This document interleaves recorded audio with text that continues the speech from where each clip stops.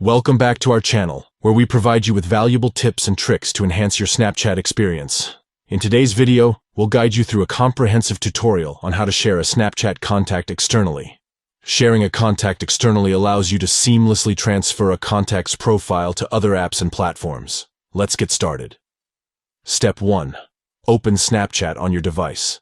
Look for the familiar Snapchat app icon on your home screen or in your app drawer. Step 2. Tap on a chat from your chat list, excluding the AI chat. Choose the chat from which you want to share the contact. Step 3. Tap on the name of the chat at the top of the screen.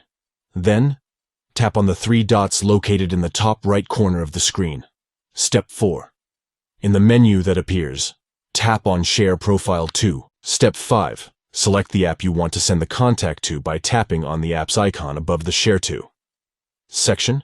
This allows you to share the Snapchat contact externally to various platforms such as messaging apps, social media, or email. By following these simple steps, you can easily share a Snapchat contact externally and transfer the profile to other apps or platforms.